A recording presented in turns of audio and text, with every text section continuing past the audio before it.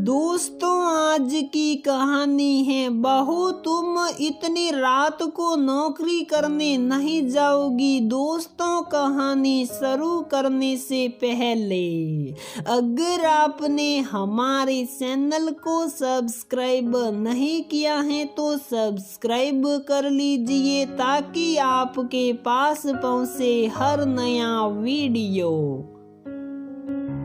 बहू कल कहाँ थी? वह कोई समय था घर आने का। पता नहीं तुम्हें कि तुम्हारी जिम्मेदारी घर की तरफ भी है और यही तो तय हुआ था ना। अगर तुम काम करती हो तो समय से घर आना पड़ेगा। समय देखा था, कल तुमने रात के 8:30 हो गए थे। इस तरह की गैर जिम्मेदारियां बर्दाश्त नहीं की जाएगी, समझी। गुस्से से लाल पीली होती हुई रजनी जी बाहर चली गई। रसोई में सूप साप अपना काम करती मर्दुला सब सुनकर भी अनसुना कर रही थी। वास्तव में वह सुबह सुबह झगड़ा कर काम पर जाना नहीं चाहती थी। उसने नाश्ता और खाना बनाकर जल्दी जल्दी किचन समेटा और ऑफिस चली गई। मर्दुला एक साधारण परिवार से थी जहां बड़ों का मान सम्मान उसकी संस्कार में ही रसा बसा था। 2 साल पहले उसकी शादी मनोज से हुई थी। मनोज भी अच्छे घर का था, समाज में मान सम्मान था, लेकिन ख्याल थोड़े रूढ़ी थे। बेटों और बेटियों के लिए अलग अलग नियम थे। मर्दुला अच्छी खासी पढ़ी लिखी लड़की थी और MBA कर सेल्स डिपार्टमेंट में अच्छे पोस्ट पर थी। मनोज भी सेल्स में था और फील्ड वर्क देखता था। ऑफिस में ही दोनों की मुलाकात हुई और दोनों ने एक दूसरे को पसंद कर लिया। जब मर्दुला के पिताजी मनोज के यहाँ गए, रिश्ता लेकर गए, तब रजनी जी ने कहा, नहीं नहीं समधी जी, हमारे घर की बहुएं नौकरी नहीं करती, कुछ कमी नहीं पड़ेगी आपकी बेटी को। मर्दुला के पिता ने कहा कि मुझे ये रिश्ता मंजूर नहीं। एक लड़की के पिता के मुंह से ऐसी बातें सुनकर सभी एक टक एक दूसरे को देखने लगे। उन्होंने फिर कहा, घर में बिठाना होता तो उसे आत्मनिर्भर क्यों बनाता, उसकी पढ़ाई का खर्चा क्यों उठाता। वह इतना ही कहकर वहां से चले गए। 2 दिन के बाद खुद ही रजनी जी ने फोन किया और कहा कि वे शादी के लिए तैयार हैं, लेकिन मर्दुला को नौकरी के साथ साथ घर की जिम्मेदारी भी निभानी होगी। रिश्ता तय हो गया, शादी धूमधाम से हो गई। मर्दुला नई जिम्मेदारियों के साथ नए माहौल में रचने बसने को तैयार थी। उसने अपना पहला कदम बढ़ाकर गृह प्रवेश किया। रस्मों रिवाजों के बीच उसने महसूस किया कि घर के बेटों को कुछ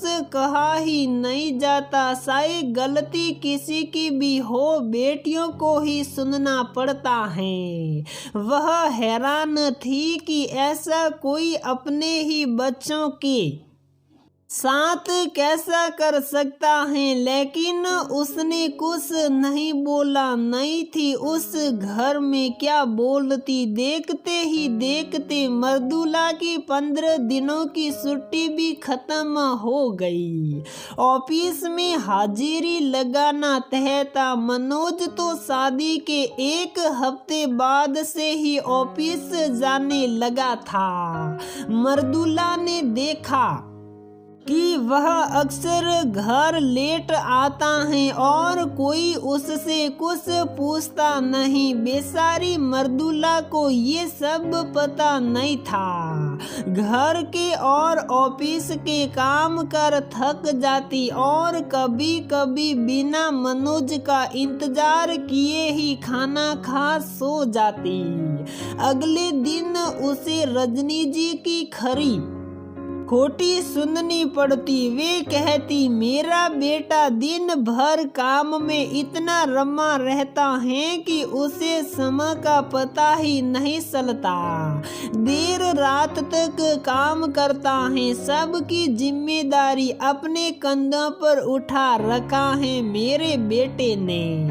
जबकि सच्चाई क्या थी सबको पता थी। मुंह बनाकर रजनी जी कहती, कल की आई महारानी उसे समय से खाना भी नहीं देती। मेरा बेटा बेचार कहाँ फंस गया। अरे क्या ये अकेली औरत है जो घर के बाहर नौकरी करती है। मर्दुला को उनकी बातें तीर की तरह चुभती क्योंकि उसे सच्चाई पता थी। वह भी उसी कंपनी में थी। जिस दिन काम अधिक होता उस दिन अधिक से अधिक 9 बजते थे। मर्दुला अपना काम 6 बजे तक खत्म कर घर आ जाती, लेकिन मनोज रात के 11 या 11:30 बजे तक घर आता।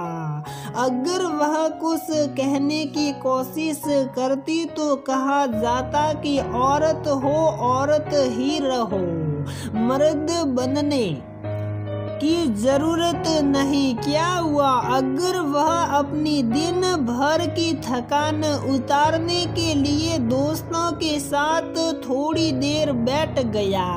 वह सुबह वाली बातें सुन चुप हो जाती और भीतर कमरे में चली जाती।